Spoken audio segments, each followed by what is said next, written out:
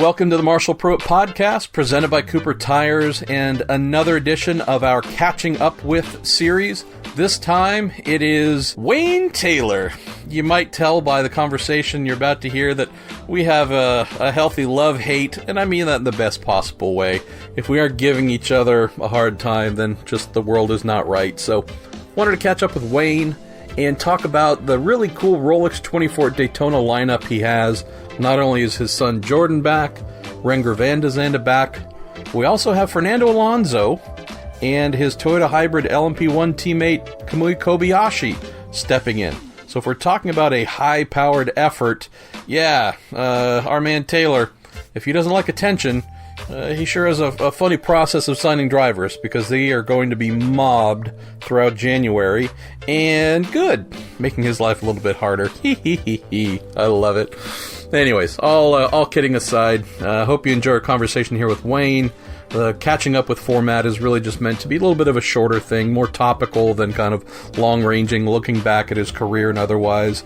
There is a little nugget I mentioned in here about that fact, long-form podcast, which we captured quite some time ago. But anyways, get into the signing process with Fernando Alonso and just a whole variety of other things of trying to get this team back in a position to win the Rolex 24, win the championship, and I guess they really got comfortable and accustomed to all that they achieved in 2017 with their Cadillac DPI VR. And as every team that fails to win a championship in their respective category, they're coming out absolutely hair on fire, determined to get it back. So Wayne's conversations and his angles definitely befitting that intent.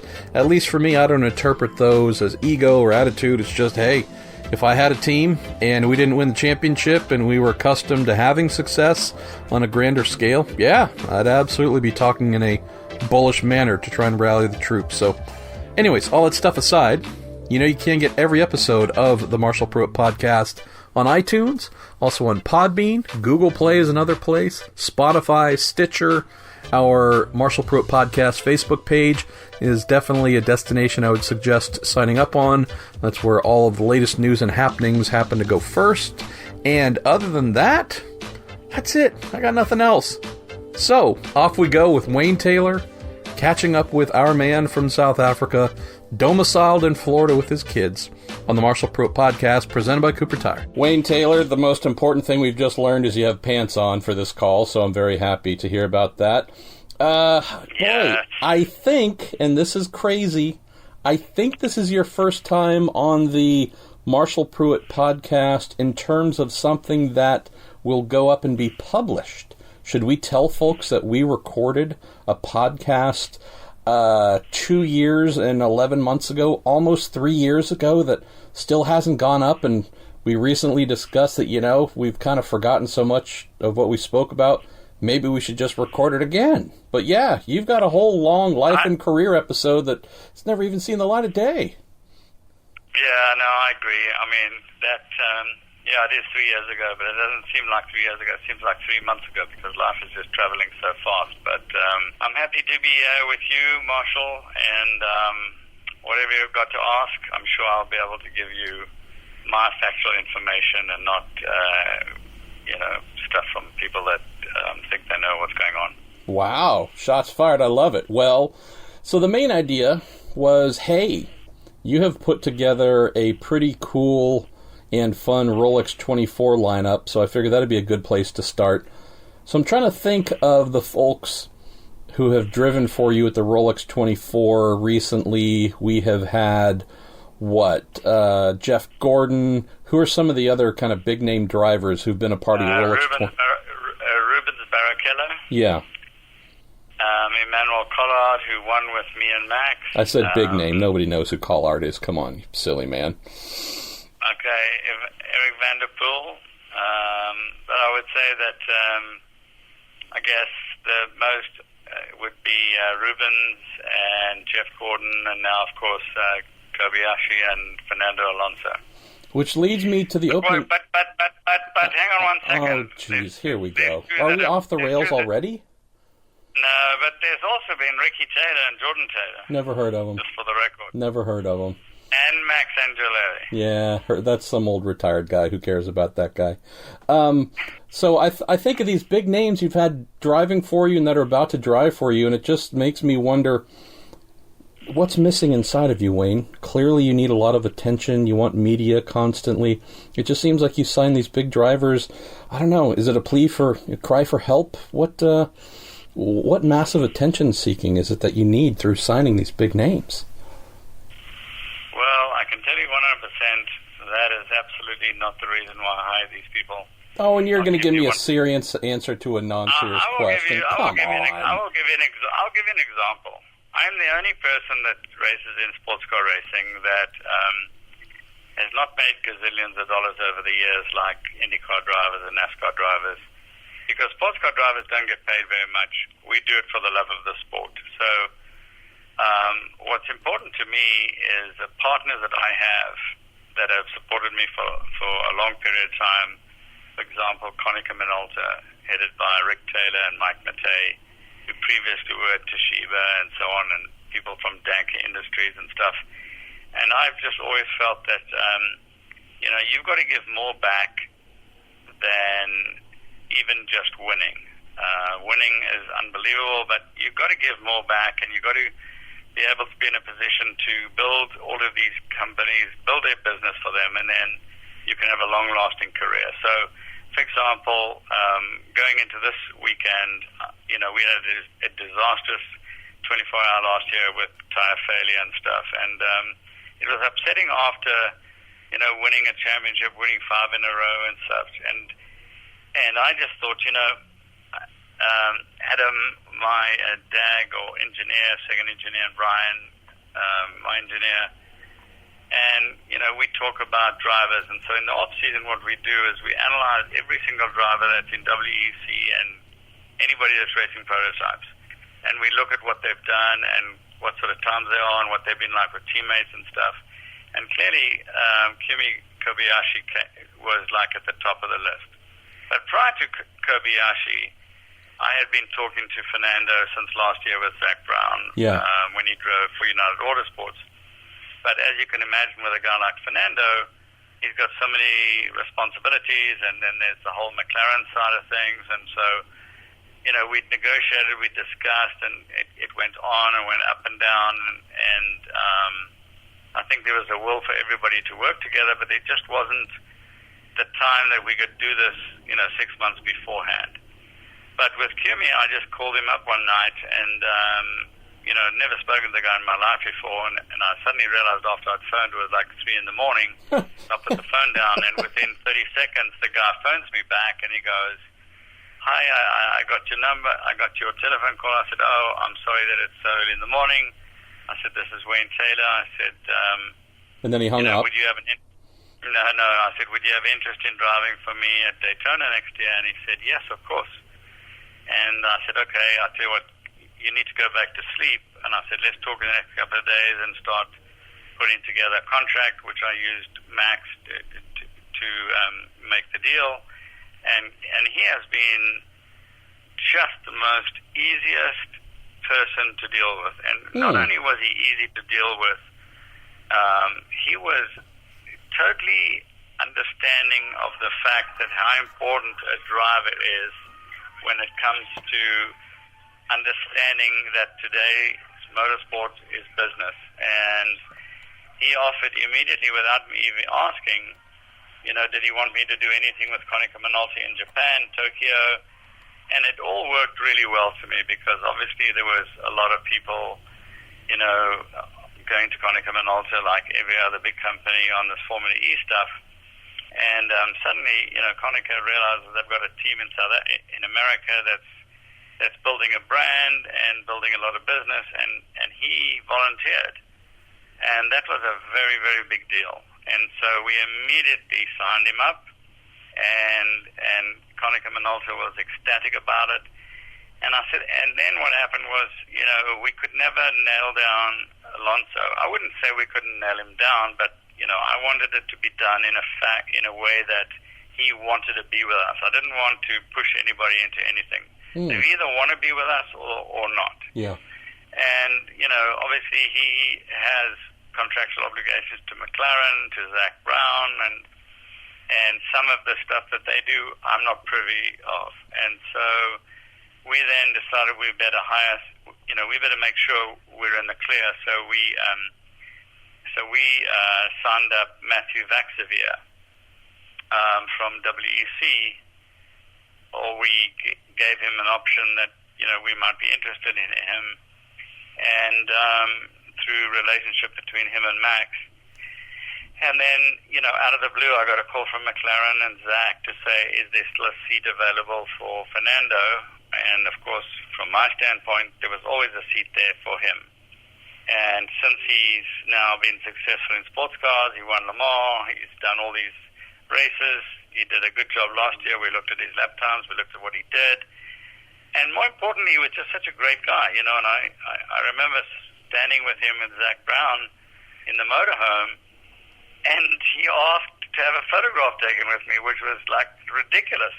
I mean, he was this big superstar, and I thought, this guy's down to earth, and it was great. And so this all came together literally a couple of weeks ago, and we've managed to get it all together.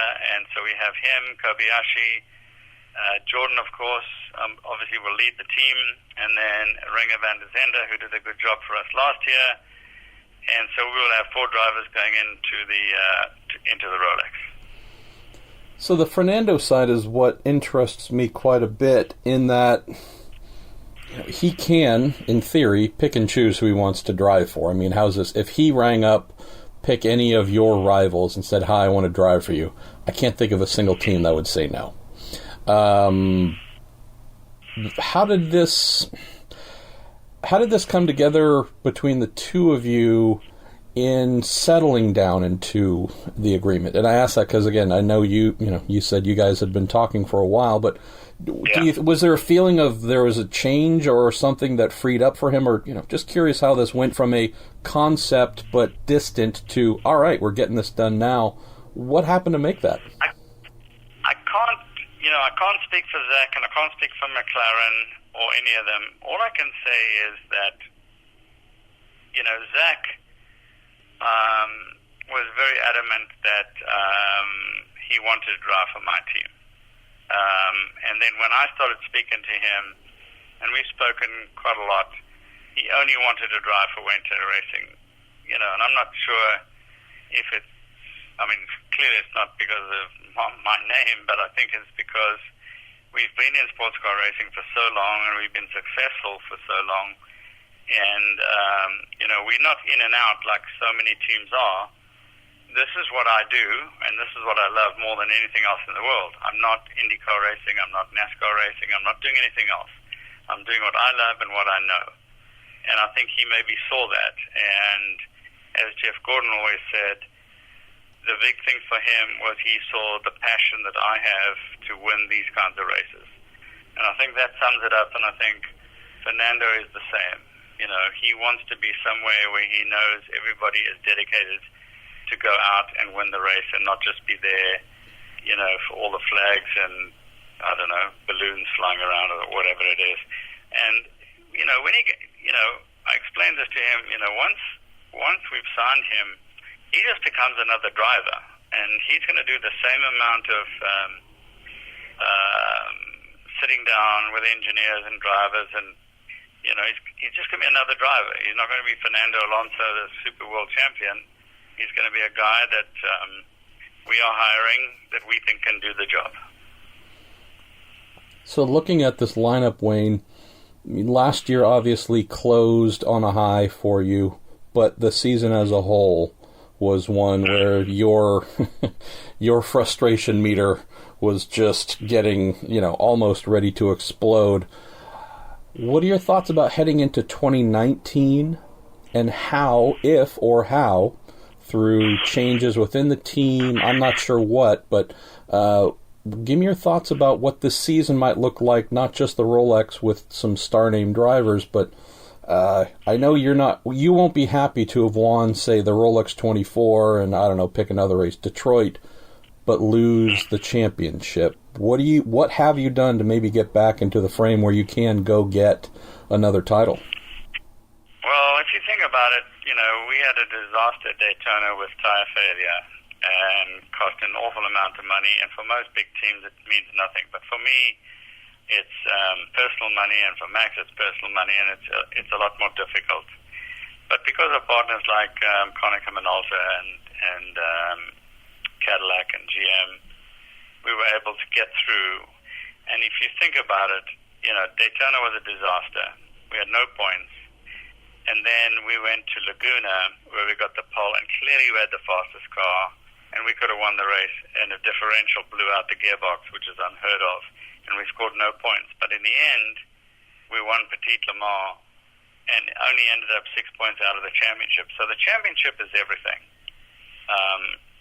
We want to win Daytona, we want to win Sebring, I want to win Petit Le Mans again, but more importantly, I want to win the championship, and I think that that's what we focused on. We're still, unfortunately, not a two-car team. We're just a one-car team. The budgets are out of control for what we are doing. It's very, very difficult to be competitive in a series where it does not justify a sponsor spending $5 million. And I don't think people understand this. Is that about where you think the average is for a single-car DPI effort? Oh, no. A single-car DPI now, for me, is in the $5.8 to $6 million. Everything's gone up. The entry fees have gone up. The hotels have gone up. The tire bill's gone up. I mean, anything you talk about has gone up. And really, we're at a stage where if you don't have a manufacturer that is a proper partner to you, it's almost impossible to do. I went through this when I was at the ALMS, and I left the ALMS because, I could not compete against the factories. And I came to Grand Am, and I felt that was a place where we could race. And, like I say to everybody, you can't guarantee anybody that you're going to win every race. But what I can do is I can guarantee you I will be racing for the win. Now it's become harder because there are manufacturers coming in, which I like. But when I set up Wayne Taylor Racing, what I wanted was that we would present ourselves better than anybody else.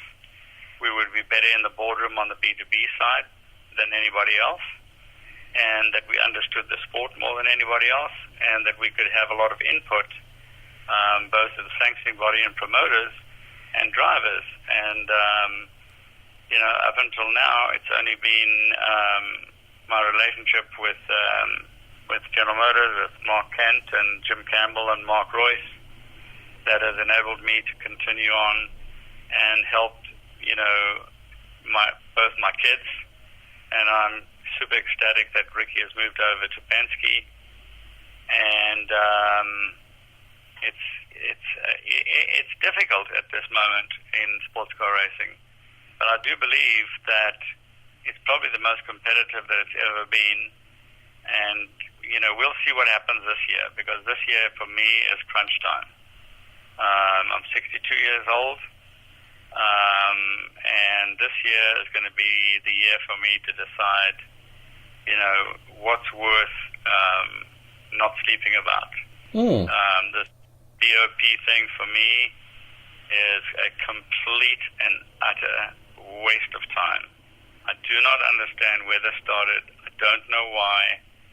Sports car racing in the old days with Mario Andretti and driving Ferraris and Porsches and stuff, nobody ever had that in those days.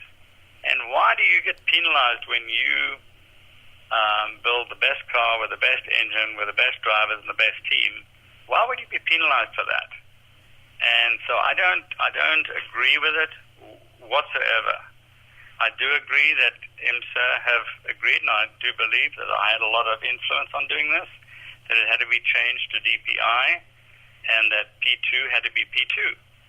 But I do not understand why we're still not at where we should have been in terms of horsepower that we originally got sold on.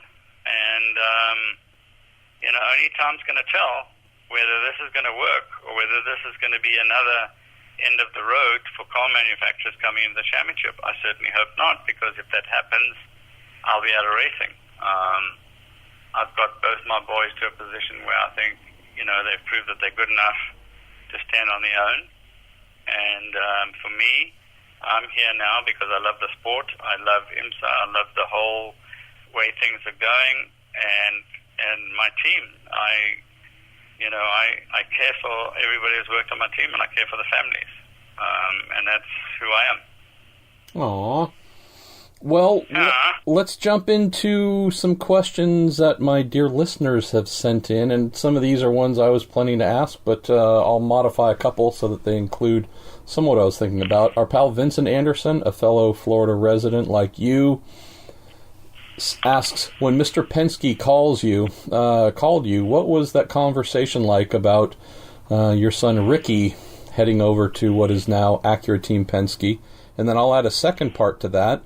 What if Roger, or pick whomever, Bob Johnson, John Bennett, what if another rival DPI team calls up and says, hey, Jordan, I think he could come be a part of our program in 2020. So what was it like when Roger RP inquired about Ricky, and could you foresee welcoming Jordan moving on to another team if that's what he wanted to do as well? Well, first of all, what happened with the Roger situation was that Tim Cindric had asked me if Ricky could come and do a brake test program with him on the IndyCar program when we were testing in Sebring. And that day, Ricky went down first time in a single-seater since Formula Fords, and I got a call in the afternoon from Tim Cindric who said, why did you send down Ricky? Because he's pretty useless. And then he laughed. And he said, oh, by the way, Roger wants to talk to you. And Roger's first words to me were, how long is Ricky's contract with GM? And I go, well, I'm not sure. I was sort of a little bit bumbling because when Roger Penske calls, it's like the most important thing. And he said to me, you know that your son just went half a second a lap quicker than we've been or whatever. I can't remember the exact terms. And he goes, they were at Homestead, yeah. Yeah, and he goes, I want him. And he said, we're busy working on another SportsCar program, and he told Ricky that he will hear by July, and in July Tim Cindric called me, and we met with Tim and Roger and HPD and everybody, and it was an absolute dream for me, and obviously for Ricky, but to be called up by Roger Penske, he's very loyal to his team and very loyal to family. And I remember Ryan Hunter-Ray saying to him, Ricky, I've been trying my whole career to be there. Wow. You need to go. And he said, yeah, I know. And he was probably, he probably didn't want to leave because it was me, but he was just so excited, and he's thriving there. He's being treated, like a top guy, and he's just loving every minute of it. And I'm very, very grateful to Roger, to Tim, to Steve Erickson, and Art Sincere. This is probably the best thing that I could say that's happened in my career. Wow. Well, I think you're saying that too because you know that you can retire and you can still live off your successful son who's earning a living, or sons. So there's a little bit of, selfish retirement thought in there too, I'm sure. Kidding aside, what about Jordan? What if someone rings up? I mean, obviously he's driving for you this year, but would you let both kids go? Jordan has been very successful with GM on their GTLM program with the Corvette and stuff, and I know that they want him for the future, which is also spectacular, given the fact that I've had 28 years on and off with GM. I've got good friends there, and if he says to me next year, or GM says to me next year, he's coming over to Corvettes, I won't stand in his way, and I'll let him go there. But that also depends on, whether he gets an offer somewhere else before that. But I know he's dedicated. He's focused on that situation with GM, and I know everybody at GM and Chevrolet have a lot of respect for him, and I think that he also looks like he could be secure for a while. Let's touch on something you and I have spoken on previously. It's been a little while, though. Ricky, as you mentioned, thriving at Team Penske, was just an animal this past season there. Jordan has, been thrust into a team leader role within WTR. You've said, at least in the past, that, if Jordan was hired by another team, you'd support that. But you also said that wouldn't necessarily mean the end of Wayne Taylor Racing. You still feeling that way, that whether it has your sons in the cockpit or not, that the team could or would continue without them, for example? Or do you view this as a legacy item that if one of them isn't in the team, then you're not sure if you want to keep going? I would have said that 2 years ago, but now I've realized that we've built something that I think is a great foundation. We have incredible people and families that I feel like I owe to them. They're very dedicated to me and to Max and to what we do. And there are great opportunities out there right now with manufacturers. And one of the things that GM said to me was that, they'll sign me to a long-term contract, but what would you do if we took Jordan, to Corvette or wherever? My answer was, I'd carry on, and I'm now determined to carry on, and whether Ricky or Jordan are in the car or not, I want to then hire the next best drivers, and I want to be the sports car team owner that is as successful as the Ganassis and the Penskes over the long haul. Not that I will ever reach that, but at least I can give it a try, because I don't have anything else that I have to deal with. And if I can just deal with sports car racing, I think that we have all the wherewithal and the facilities and the people that we could do that. And so Ricky and Jordan moving doesn't change anything as far as Wayne Taylor Racing is concerned. Stay on Jordan here for a moment. A little bit of a fun question from Jamie Bender, who says, what does the conversation look like when talking to Jordan about his public antics, social media and such? Or do you even try and manage that side at all?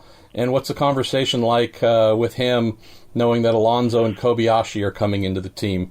Your son, he's darn good at the old social media. He's also a bit of a prankster or just bon vivant. Do you try and get in the middle of that to tone him down? And do you tell him, hey, try not to tweak with Kobayashi and Alonso too much? How do you manage that? I tell you what, social media has become such a big thing these days that I know from a Konica standpoint, it's important to them.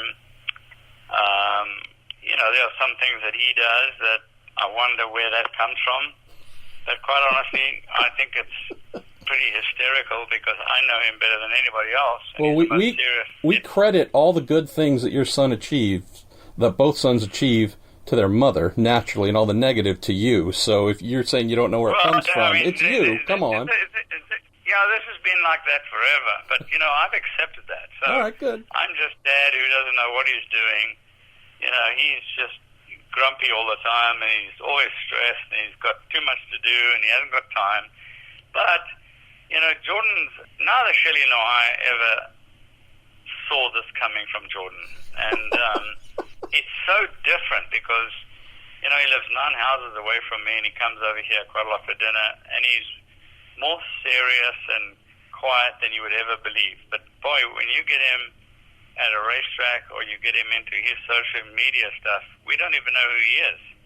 And until I think he's doing something that looks like it's detrimental towards his future or detrimental towards any of the partners that he's with, I will put a stop to it. But at this point, everybody seems to love it, and I'll, stick beyond it. Not that I follow social media, but he's just Jordan. He's different, and I think in this sport today, you need fast drivers that have everything, and I think he has. I think he's got it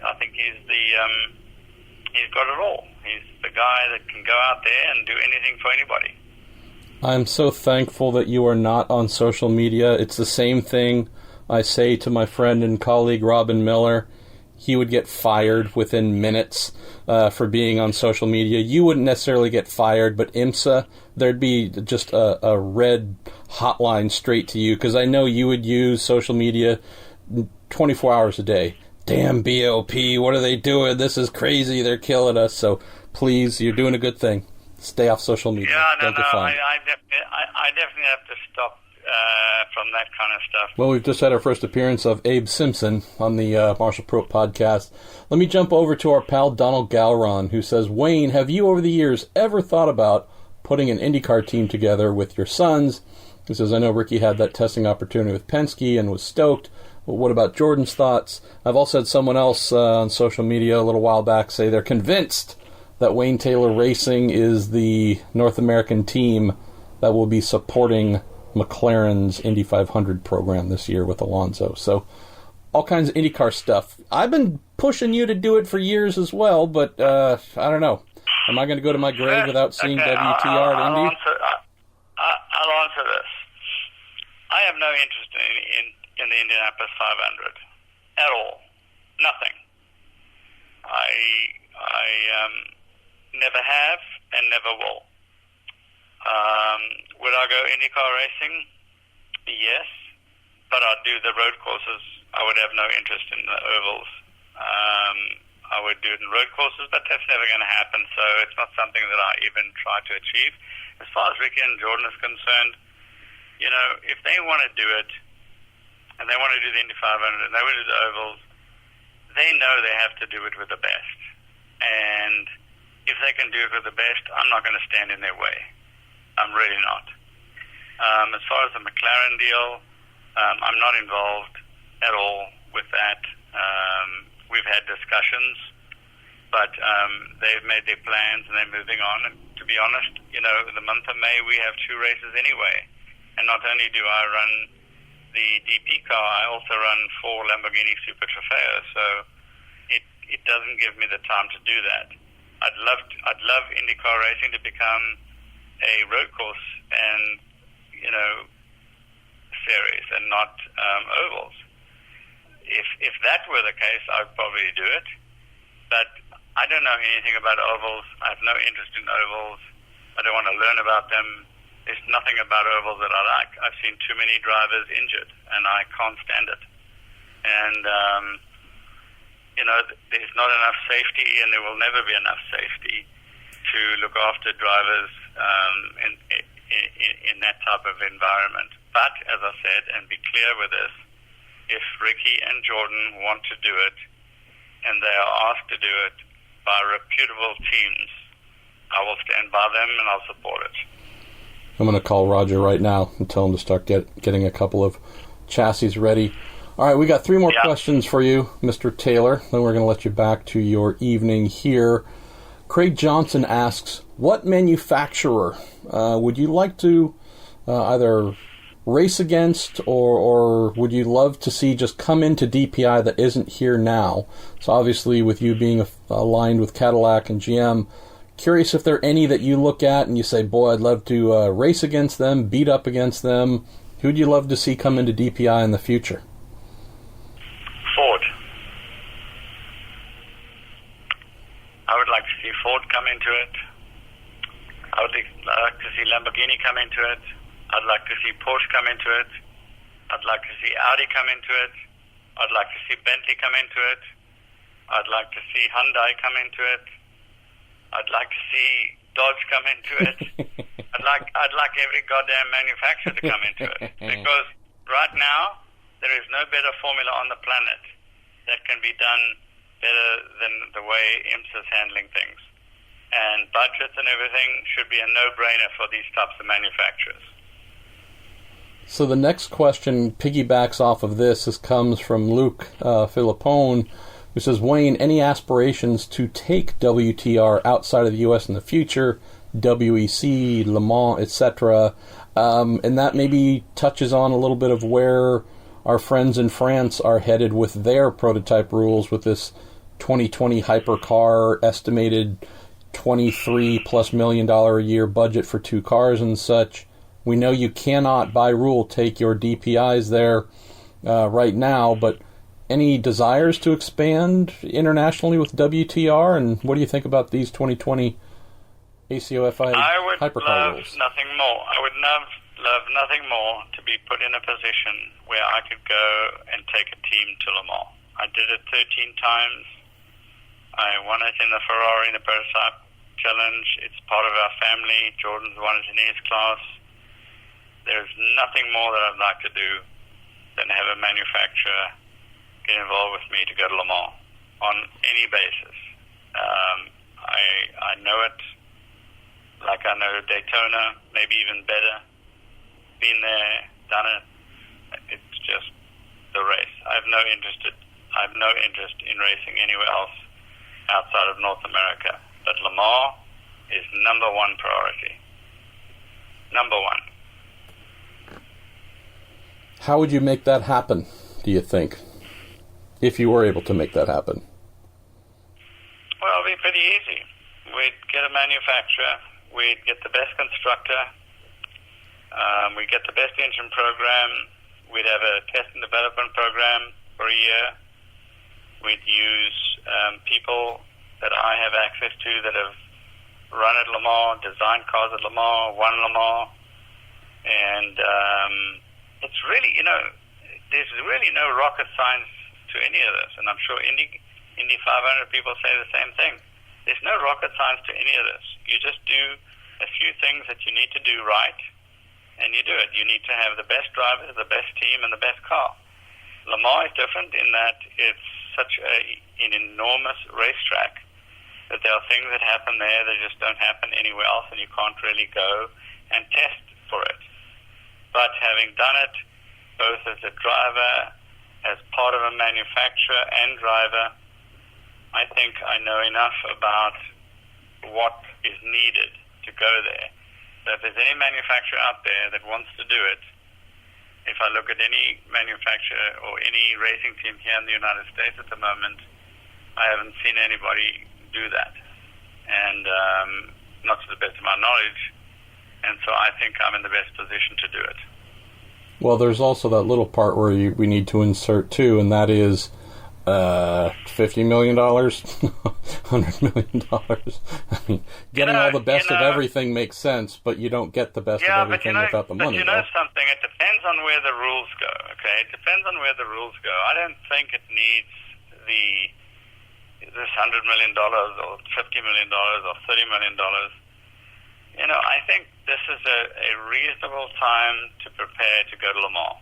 And, it might be to go there in its first year and win the P2 class and then try and be influential and get involved with the manufacturers and go and sit on the ACO board and explain where we could go and what the cost would be.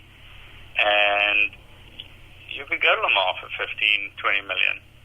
And, instead of spending 300 million to go there. I truly believe this.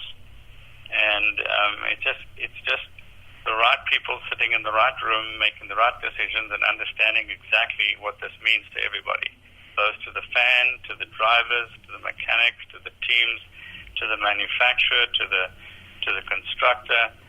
It's to me, I would love this challenge more than anything else. Is it something you're actively pursuing, or how does this fit in with your full-time job?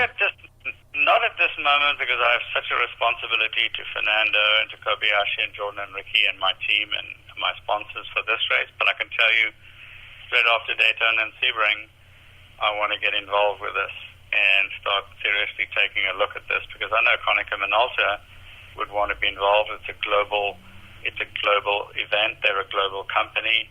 They have various other companies around the world. And yes, I want to start looking into this for sure. I love it. Well, let's close with a question.